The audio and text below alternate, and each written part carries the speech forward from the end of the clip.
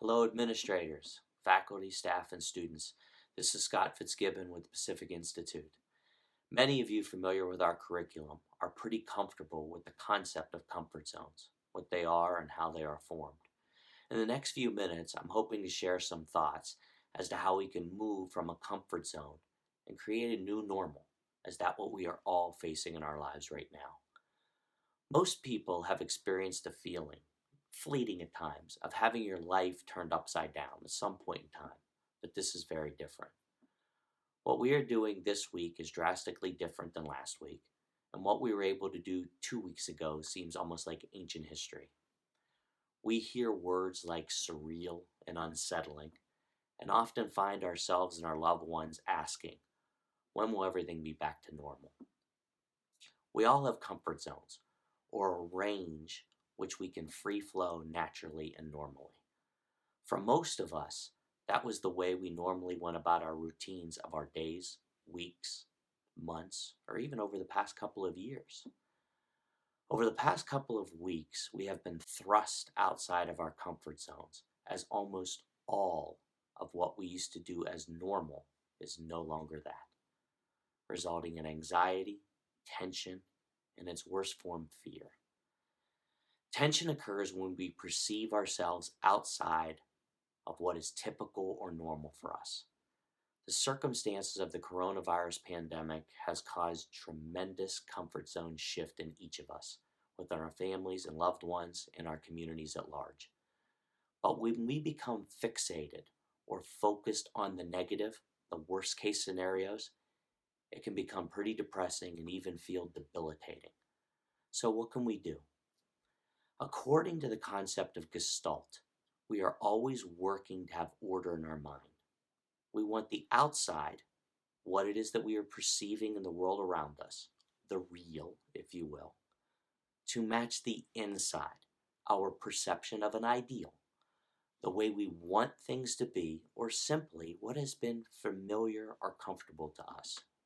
When those pictures match, we feel good, free of stress, free of tension, and we free flow because we're comfortable.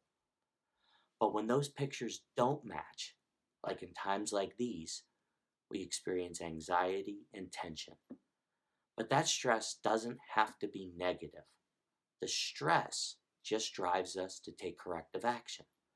But whether that corrective action is forward, positive, or backward, negative, is up to us. Unfortunately, too often our tendency is to want to go back because we know what going back looks like and feels like. It's easy, it's natural, it's comfortable. But what happens when what we know is normal isn't going to be for an unforeseeable amount of time or possibly ever? Then we need to create a new normal. In order to go about establishing a new normal for ourselves and those in our immediate household, we need to channel that innate corrective action forward. Create the real in our immediate surroundings to match the ideal we have in our mind. So let's start small. Might I suggest you write down the word productive? Look at that word and think of tomorrow, and the next week, and the next month, or even the next 3 months. Brainstorm all that you would be doing, or all of the things that you might accomplish within those time frames.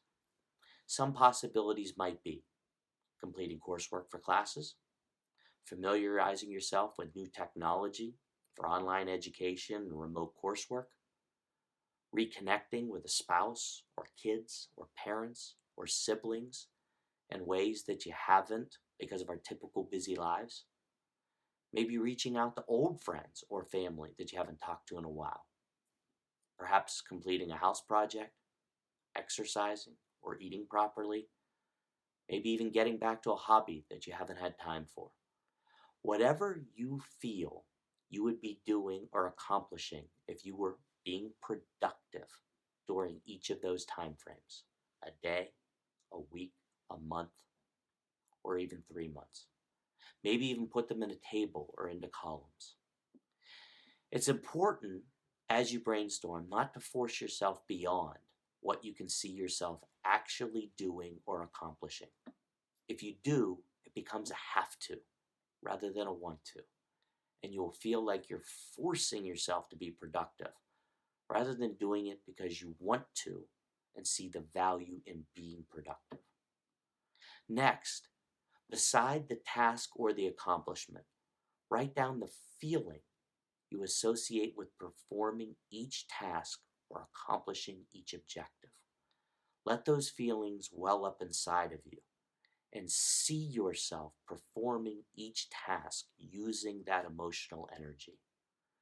When you begin to identify what productive truly looks like and feels like, you are beginning to establish a new normal within your imagination. A clear picture of your new normal over the next week, the next month, the next 3 months.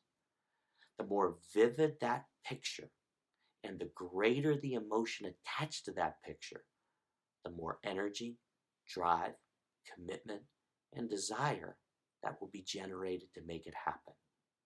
It's a wonderful, natural process, but it needs to be directed. As we navigate these challenging times, focus on what you can control. You control how you think. You also have influence over your immediate household and how those that look up to you think and act. The new normal for each of us begins with our imagination, our picture of the ideal. Then we use that positive energy associated with that ideal to direct our corrective energy forward. Be well and stay healthy.